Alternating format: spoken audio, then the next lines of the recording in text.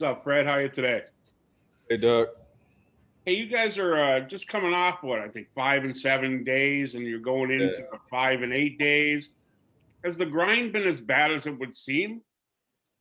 Um, I mean, we're still in it, so Yeah, I don't get to say yes, Doug. I definitely yesterday was a day for sure. And when you're on the trip and you're on the road and you just focus on winning the next game, you don't really think about what it is you've been doing and the travel and the how many games you play. But yeah, yesterday you felt it. You felt it for sure, and you just try to get recalibrated today and get ready to play again tomorrow. So, all in all, I thought overall was a pretty good trip. The two we dropped felt like very winnable games, so that was frustrating. But that was a that was a tough trip for us for sure.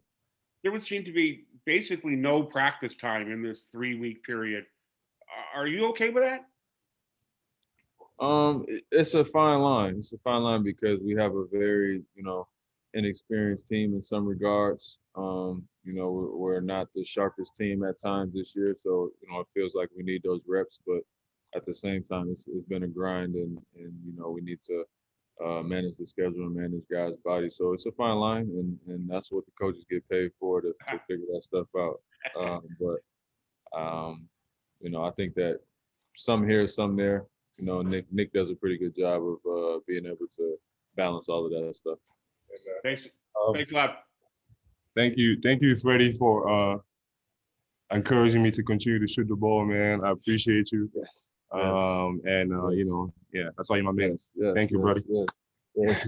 I've been waiting for that. Y'all don't know how long I've been waiting for that moment. I've been waiting for it. But, Happy don't, Valentine's Day, bro. Happy Valentine's Day, my brother. but doesn't every one of Pascal's shots take one away from you? That's the give and take, but I like seeing my guys eat too as well. Everybody eats. All right. Thanks, Fred. Appreciate the time as always. Thanks, Doug. Thanks, Doug. We'll go to Josh next. Hey, Fred, how you doing? What's up, Josh? I'm good. Not much. With OG back soon and Norm playing so well, it seems like you guys could probably spend more time in that smaller lineup.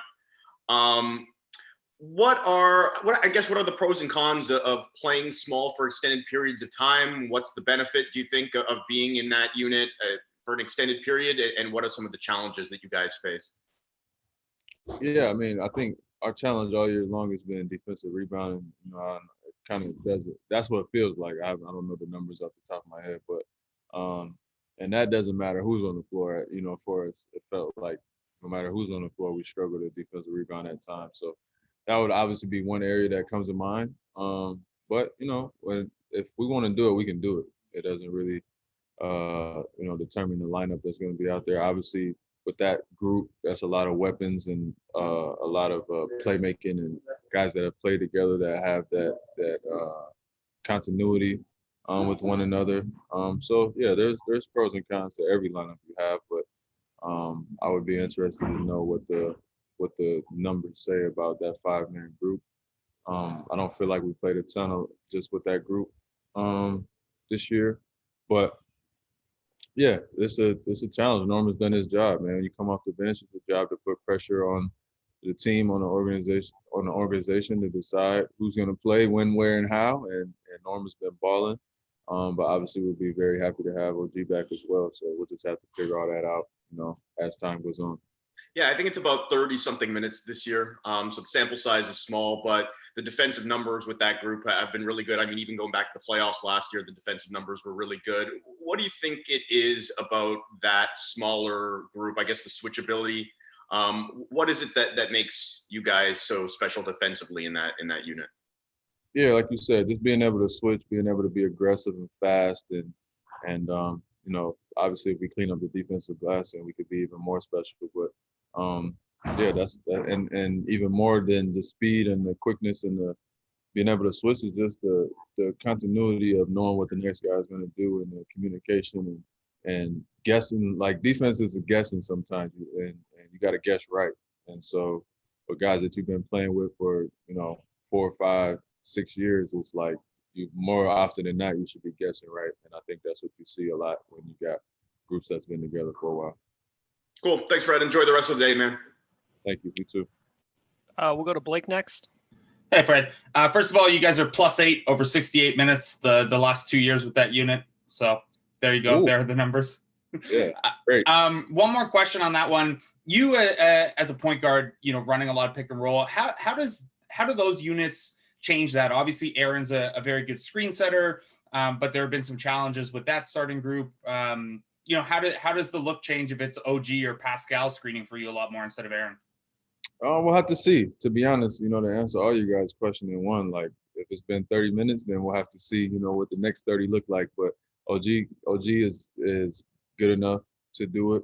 Pascal's good enough to do it, and there'll be different looks, but not to say that'll be any better or worse. We'll just have to see. But I would envision a lot of dribble drive, a lot of slipping, a lot of transition, and just making plays and just letting the ball find the right guy and figuring it out after that. So obviously it will probably determine on what teams we're playing and who they have guarding who. If they put a 5 on OG, then OG's our screener. And same for Pascal. When just for instance, Joel Embiid is guarding Pascal. He's our 5 now. Coming up the floor. So, and we can screen for those guys as well. As guards. So it's versatility for sure, but we'll see. There's been a lot of thinking about what that will look like, and nobody will know until we get out there. Cool. You already answered my follow-up about you guys screening for them. Thanks, Fred. Have a good day. You too. We'll wrap up with Steven. Hey, Fred. Obviously, like we now know that you guys are going to be in Tampa kind of permanently for the rest of the season. I just want to know, like, what are your thoughts on that? Like just that kind of, is that relieving in some way, knowing that you won't have to kind of uplift your lives once again in the middle of the season? Yeah, that's a good way to look at it. You sound sad though in the way you asked that. But yeah, listen. Miss you guys, man. Miss you guys. Yeah, no, we miss everybody too. It's tough. It's like you try to be optimistic about the situation, right? You're like, oh, the weather's nice, and you're here. I got my family here, but again, this is an unusual time this past year for the entire world. It's not just us, and so understanding that, it makes it a little easier. But yeah, I wouldn't have been happy to be moving again. But at the same time, we do miss Toronto, we miss the fans. I love living there. I love the city. I had a great routine, and obviously the best years of my life in Toronto. So there's that.